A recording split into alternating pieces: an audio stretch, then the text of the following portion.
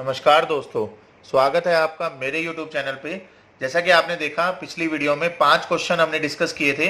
उन्हीं 5 क्वेश्चन को मैं कंटिन्यू कर रहा हूँ इस वीडियो के अंदर, जो कि एसिम्प्टोटिक नोटेशन पे हमारा टॉपिक चल रहा था। जिसने वो नहीं देखी है तो प्लीज मेरी रिक्वेस्ट है उसको जरूर देख ले, क्योंकि सारे न्यूमेरिकल्स है और ये न्यूमेरिकल अपने आप में एक न्यूमेरिकल अपने आप में बहुत इंपॉर्टेंट है। तो उस वीडियो को जरूर देख ले, लाइक सब्सक्राइब शेयर जरूर करें। नेक्स्ट 5 क्वेश्चन की वीडियो मैं यहाँ पर लेके आया हूँ और इसको मैं ट्रिक के साथ आपको क्वेश्चंस को सोल्व करूंगा। तो देखिए, पहला क्वेश्चन है हमारा इस वीडियो के लिए, जो कि सीरीज के हिसाब से 6 क्वेश्चन है। तो यहाँ पर एक रेफरेंस इक्वेशन दी हुई है और रेफरेंस इक्वेशन में यहाँ पर आपसे ये पूछा हुआ है t of 1 equal to 1 value दी हुई है और t of n equal to 2t n of n minus 1 plus n where n is greater than equal to 2। यहां पर ये कंडीशन क्यों दी हुई है? क्योंकि 1 के लिए तो ये वैल्यू है और n की वैल्यू जैसे ही आप 2, 3, 4 पुट अप करते हो तो ये फंक्शन यूज करोगे आप। तो यहां पर चारों ऑप्शन में से आपसे पूछा हुआ है कि कौन सा ऑप्शन करेक्ट है। तो देखिए, मैं शॉर्टकट वे में आपको समझाने की कोशिश करूंगा इसको। जब कभी भी इस टाइप के क्वेश्चन आ जाए तो वहां पर आपको यहां पर देखिए नोटेशन नहीं दी हुई, ये क्लियरली ध्यान रखना। एसिम्प्टोटिक नोटेशन कभी भी एक्यूरेट रिजल्ट नहीं देता, वो अप्रोक्सीमेट रिजल्ट देता है। और यहां पर आपको नोटेशन ना देके आपको यहां पर एक वैल्यू दी हुई है, मतलब फंक्शन की फॉर्म में दिया हुआ है, जैसे 2 raise to power n minus n, 2 raise to power n plus 1 minus n minus 2, इस टाइप से ऑप्शन दिए हुए हैं। तो ये एसिम्प्टोटिक नोटेशन नहीं दी हुई, मतलब नोटेशन की फॉर्म में नहीं है, बेस्ट केस वर्स्ट केस इस टाइप से आपसे नहीं पूछा हुआ है। क्लियर? तो इस टाइप से क्वेश्चन को सॉल्व करने के लिए आपको डायरेक्टली शॉर्टकट अप्लाई करना है। तो वो शॉर्टकट क्या है? उसके लिए आप वैल्यू को सब्स्टिट्यूट करोगे। तो वैल्यू को सब्स्टिट्यूट करने का मतलब है कि यहां पर t1 की वैल्यू आपको गिवन है। t1 की वैल्यू क्या गिवन है? 1। अब t2 की वैल्यू आप निकालोगे with the help of this function. तो ये आ जाएगी 2t, यहां पर n था तो यहां n माइनस 1 था। अगर n की जगह यहां पर आपने 2 रख दिया तो n माइनस 1 क्या हो जाएगा? 2 माइनस 1 प्लस n था तो यहां n है तो यहां 2 है तो यहां क्या आ जाएगा? 2। क्लियर होगा? तो यहां पर मैं कह सकता हूं 2t1 प्लस 2 और t1 की वैल्यू हमारे पास गिवन है, तो t1 की वैल्यू मैं 1 पुट कर दूंगा तो ये वैल्यू आ जाएगी 4। क्लियर? तो इस टाइप से हम हर एक वैल्यू को फाइंड आउट कर लेंगे। नेक्स्ट t3 अगर मैं निकालूं with the help of this function तो ये आ जाएगा 2t 3 माइनस 1 प्लस 3। तो 2t ऑफ 2 प्लस 3, t2 की वैल्यू हमारे पास 4 है, 2 into 4 plus 3 that is equal to 11। तो इस टाइप से हम सारी वैल्यू को फाइंड आउट कर लेंगे। और वैल्यू को ऐसा नहीं है कि सारी की सारी वैल्यू को फाइंड आउट करेंगे, बस 2 या 3 वैल्यू को निकालो और डायरेक्टली आप ऑप्शन में पुट अप करो। That is the very simple और you can say shortcut of this question. Clear? तो इस टाइप से हम क्वेश्चन को सोल्व करते जाएंगे। कैसे करेंगे? पहला ऑप्शन लेते हैं, 1 बाय 1 ऑप्शन को लेते हैं। डायरेक्टली आप t3 की वैल्यू आपकी क्या आनी चाहिए? 11। तो यहां पर अगर मैं ये t ऑफ n की वैल्यू दे रखी है, ये फंक्शन जो दे रखे हैं सारे के सारे t ऑफ n दे रखा है, तो t of n equal to अगर मैं ये देखूं 2 raise to power n plus 1 minus n minus 2, तो t n की वैल्यू मैं 3 पुट करता हूं तो 2 raise to power 3 plus 1 minus 3 minus 2, तो 2 की power 3 that is 4, 2 raise to power 4 is 16 minus 3 minus 2 is 5। तो वैल्यू क्या आ रही है? 11। तो आप देख पा रहे हो कि यहां पर भी 11 आ रही है, तो हमारा ए ऑप्शन करेक्ट है। अभी आप बाकी ऑप्शन को भी जरूर चेक करना, क्या पता 2 ऑप्शन में ये करेक्ट आ रही हो। तो 2 रेज़ टू पावर 3 मतलब 8 माइनस 3 दैट इज 5, ये तो इनकरेक्ट हो गया क्योंकि ये वैल्यू दे रहा है 8 माइनस 3 इज 5। ये वैल्यू है 16 minus 6 minus 2, 16 minus 6 minus 2 that is 8। तो 16 माइनस 8 इज 8, वैल्यू आ रही है 11, तो ये भी इनकरेक्ट हो गया। 2 raise to power n that is 2 raise to power 3, 8 plus 3।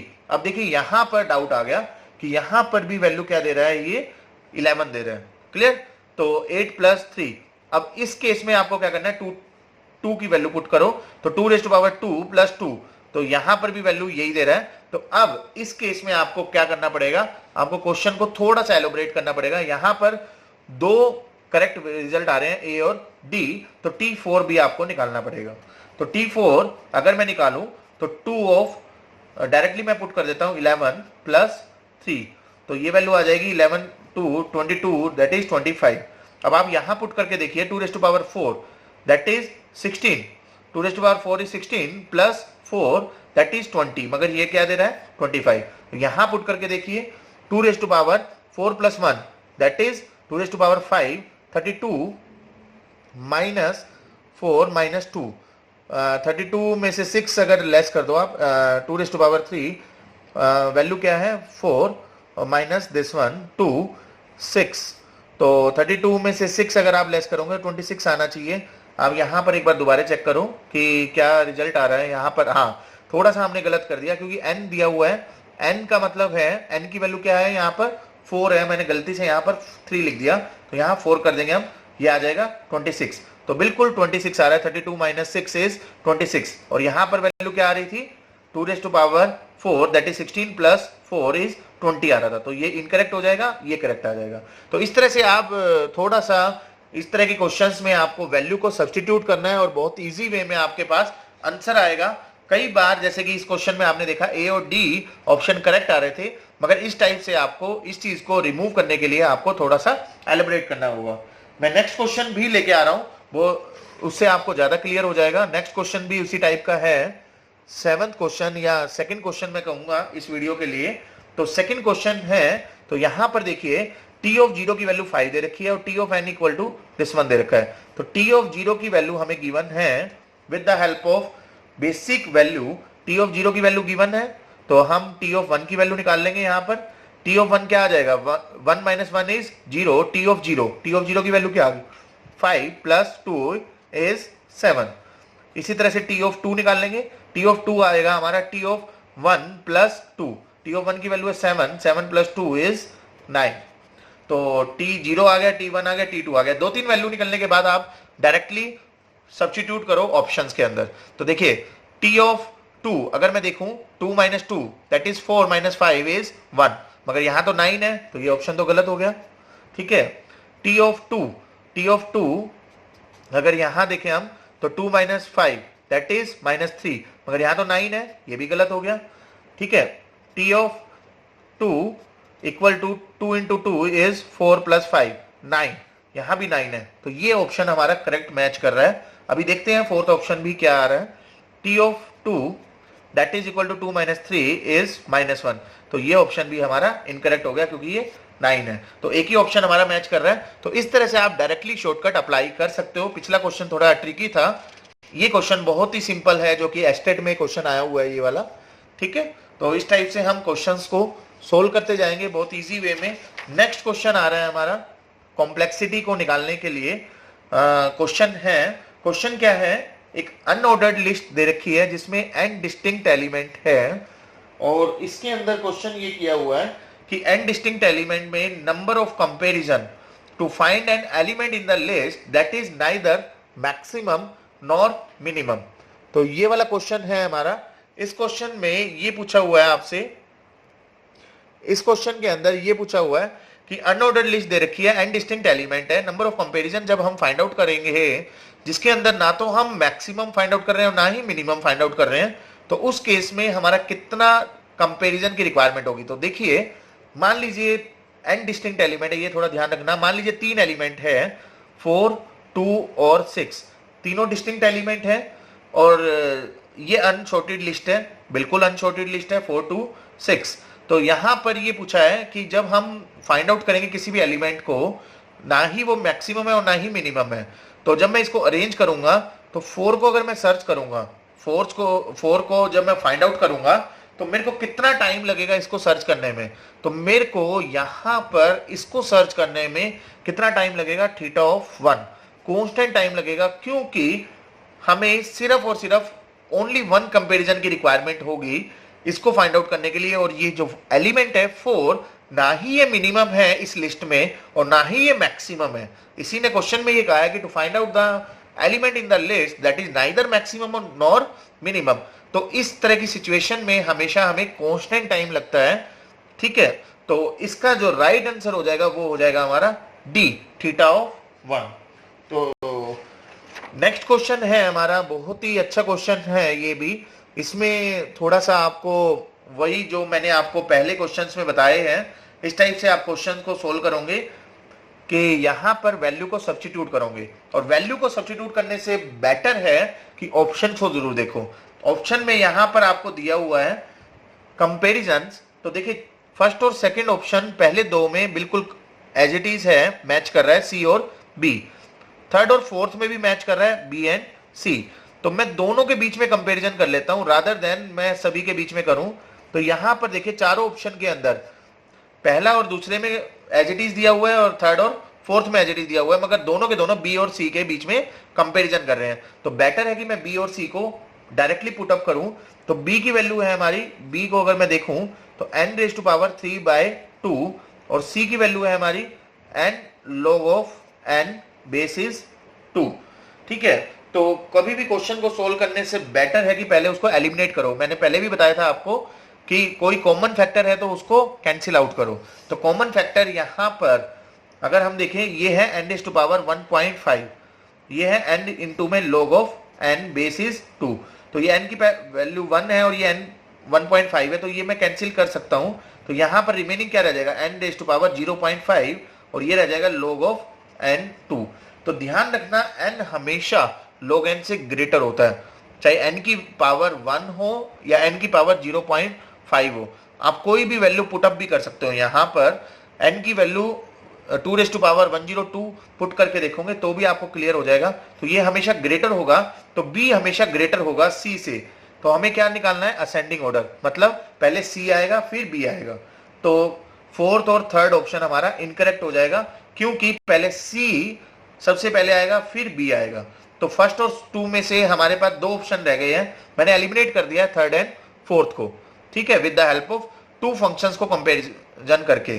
ठीक है, अब C और B हमारे पास आ चुका है। अब A और D को अगर मैं कंपैरिजन कर दूं, A और D में से मैं आपको क्लियर कर देता हूं, पहले मैंने आपको बताया भी था, n की पावर कुछ भी हो, n की पावर यहां पर क्या है, log of n square basis 2, और यहां पर दे रखा है 2 raise to power n।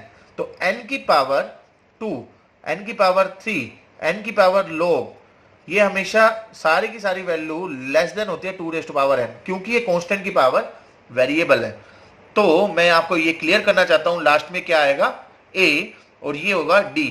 d और a को कंपेयर कर रहे हैं हम, तो d हमेशा लेस देन होगा a से।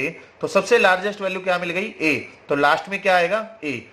फर्स्ट और टू में से कौन सा करेक्ट होगा हमारा, दिस वन। सेकंड ऑप्शन भी हमारा इनकरेक्ट होगा, क्योंकि हमें असेंडिंग ऑर्डर में निकालना था और लास्ट हमें पता चल गया 2 रेज टू पावर n होगा। 2 रेज टू पावर n हमेशा लास्ट में आएगा। तो यहां पर फर्स्ट और टू में से a लास्ट में कहां आया हुआ है, फर्स्ट के अंदर। तो first is the right option for this question. Clear. तो इस टाइप से हम क्वेश्चन को सोल्व करेंगे। लास्ट क्वेश्चन है for this video, 5th question and the series के अकॉर्डिंग 10th क्वेश्चन है। तो यहां पर क्वेश्चन में क्या पूछा हुआ है आपसे, वही एसिम्प्टोटिक नोटेशन पे मैं क्वेश्चन को लेकर आया हूं। F of N equal to big of G N, G of N equal to the omega of N. देखिए दोनों में ध्यान रखना, बिगो का मतलब है वर्स्ट केस और ओमेगा का मतलब है बेस्ट केस। तो एंड एच ऑफ एन भी दे रखा है थीटा ऑफ एन, ये है एवरेज केस। तो आप देख सकते हो यहां पर पूछा हुआ है G of N plus F of N dot H of N. इसको अगर मैं सोल्व करूं तो जी ऑफ एन का मतलब है जी ऑफ एन प्लस को हम लिखेंगे और एफ ऑफ एन का मतलब यहां पर क्या है, वर्स्ट केस, मतलब maximum value of N multiply H of N का मतलब क्या है यहां पर, थीटा ऑफ एन का मतलब है एवरेज केस, मतलब एवरेज वैल्यू। ठीक है, average value of N. Clear. और जी ऑफ एन का मतलब क्या था, बेस्ट वैल्यू, मतलब बेस्ट वैल्यू का मतलब है मिनिमम वैल्यू। मैं यहां कह सकता हूं मिनिमम वैल्यू ऑफ एन। ठीक है, बेस्ट मतलब मिनिमम वैल्यू, वर्स्ट मतलब मैक्सिमम वैल्यू, और मिडल का मतलब है एवरेज वैल्यू। तो दोनों को जब मैं यहां पर मल्टीप्लाई करूंगा तो दोनों का रिजल्ट क्या आएगा, यहां पर मैक्सिमम इंटू एवरेज हमेशा मैक्सिमम रिजल्ट देगा। ये एसिम्प्टोटिक नोटेशन में रिजल्ट होता है हमारा मैक्सिमम वैल्यू ऑफ एन, और यहां पर क्या देगा, मिनिमम वैल्यू ऑफ एन। ये तो एज इट इज रहेगा। ठीक है, और दोनों के बीच में क्या है, और। तो और मतलब मिनिमम भी हो सकता है और मैक्सिमम भी, दोनों रिजल्ट हमारे करेक्ट होंगे। मिनिमम का मतलब है इसका रिजल्ट क्या होगा, बिगो सॉरी, मिनिमम का मतलब है मिनिमम का मतलब है आपका ओमेगा ऑफ एन, और मैक्सिमम का मतलब है बिग ऑफ एन। दोनों में से कोई भी आपका आंसर में अगर दे रखा है तो दोनों के दोनों करेक्ट होंगे, या एक ही आंसर आपको दिया होगा। जैसे कि आप देख पा रहे हो यहां पर ओमेगा ऑफ एन तो दे रखा है, ठीक है, बिग ऑफ एन नहीं दिया हुआ, तो करेक्ट आंसर क्या हो जाएगा आपका ओमेगा ऑफ एन। तो इस टाइप से हम क्वेश्चन को सोल्व करते हैं। बहुत इजी वे में मैं आपको मीनिंग के साथ क्लियर कर रहा हूं कि कैसे हम क्वेश्चंस को सोल्व करेंगे। इस टाइप से सारे के सारे क्वेश्चंस डा के लिए सारे के सारे इस टाइप के मैं क्वेश्चंस लेके आऊंगा, जो कि आपके जितने डाउट्स है वो सारे क्लियर हो जाए। तो प्लीज लाइक, सब्सक्राइब, शेयर जरूर करें। Thank you, thanks to all.